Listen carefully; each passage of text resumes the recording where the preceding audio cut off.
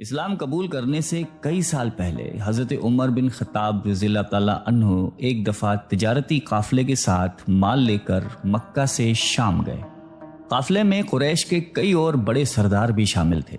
یہ قافلہ شام کے سب سے بڑے شہر دمشق گیا اور وہاں اپنا مال بیچ کر مکہ واپس روانہ ہوا۔ تھوڑا سا فاصلہ طے کرنے پر حضرت عمر کو یاد آیا کہ ان کی ایک رشتہ دار خاتون نے انہیں کچھ سونا دیا تھا کہ اسے بیچ کر اس کے لیے کچھ کپڑے وغیرہ لیتے آئیں۔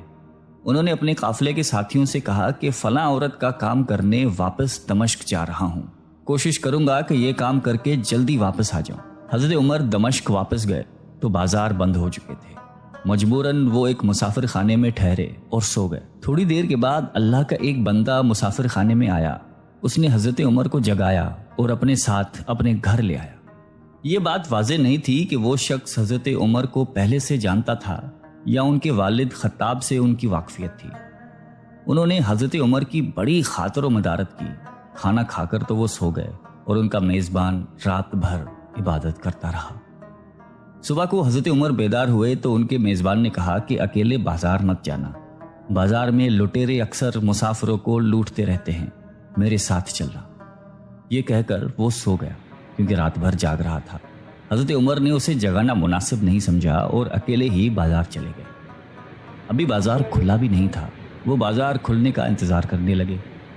کچھ دیر کے بعد ایک عیسائی پادری اپنے نوکروں کے ساتھ آیا اور حضرت عمر کی طرف اشارہ کر کے اپنے نوکروں کو حکم دیا کہ اس شخص کو پکڑ لو، یہ گرجے کا کام بہت اچھی طرح سے کر لے گا۔ اس زمانے میں حضرت عمر بڑے تنو من پہلوان تھے۔ پادری کے نوکروں نے اس کو پکڑ لیا اور ایک پرانے گرجے میں لے گئے۔ پادری نے اس کو ایک ہتھوڑا دیا اور اس کو گرجے کی ایک دیوار توڑنے پر لگا دیا۔ ایسا معلوم ہوتا تھا کہ وہ اس جگہ پر ایک نیا گرجا بنوانا چاہتا تھا۔ حضرت عمر دن بھر کام کرتے رہے۔ کہیں شام کو جا کر چھٹی ملی، وہ تھکے ہارے واپس مسافر خانے میں آ کر بیٹھ گئے۔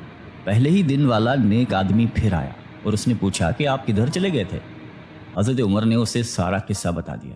وہ شخص آج بھی ان کو اپنے گھر لے گیا اور ان کی بڑی خاطر و مدارت کی اور انہیں تاکید کی کہ کل بازار جاتے وقت مجھے ساتھ لے جانا۔ اس کے بعد وہ عبادت میں مشغول ہو گیا اور حضرت عمر سو گئے۔ دوسرے دن حضرت عمر بیدار ہوئے تو اپنے نیک میزبان کو سوتے پایا۔ انہوں نے اب کی بار بھی اس کو جگانا مناسب نہیں سمجھا اور اکیلے ہی بازار چلے گئے۔ اتفاق سے پھر وہی پادری اپنے نوکروں کے ساتھ آیا اور حضرت عمر کو پکڑ کر ساتھ لے گیا۔ ان کو غصہ تو بہت آیا، لیکن کیا کرتے، غیر ملک میں وہ اکیلے تھے اور کوئی ہتھیار بھی پاس نہیں تھا۔ دوسری طرف پادری کے ساتھ 7-8 نوکر تھے اور وہ سب ہتھیار بند تھے۔ پہلے دن کی طرح ہی حضرت عمر ہتھوڑے کے ساتھ گرجے کی دیوار توڑتے رہے۔ جب دھوپ تیز ہوئی تو پادری اور اس کے نوکر انہیں کام میں مشغول دیکھ کر چلے گئے اور حضرت عمر دیوار کے سائے میں دم لینے کے لیے بیٹھ گئے۔ اتنے میں وہ پادری گھوڑے پر سوار چپکے سے آیا اور حضرت عمر کے سر پہ ضرب لگائی اور کہا کہ ہم سب گھر گئے تو نے کام ہی چھوڑ دیا۔ اب حضرت عمر کو صبر کی تاب نہ رہی۔ انہوں نے ادھر ادھر نظر دوڑائی، ہر طرف سناٹا تھا۔ انہوں نے پادری کو گھوڑے سے کھینچ کر نیچے کر لیا اور اس کے سر پر ہتھوڑے مارنا شروع کر دیے۔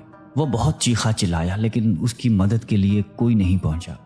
حضرت عمر نے ٹوٹی ہوئی دیوار کا ایک بھاری ٹکڑا اٹھا کر اس کے سر پہ دے مارا۔ وہ پہلے ہی زخمی تھا، اب اس نے دم دے دیا۔ اس کو مرتے دیکھ کر حضرت عمر تیزی سے بھاگ کھڑے ہوئے اور جس راستے سے دمشق آئے تھے وہ راستہ چھوڑ کر ایک دوسرے راستے پر چل پڑے۔ شہر سے کافی دور انہیں ایک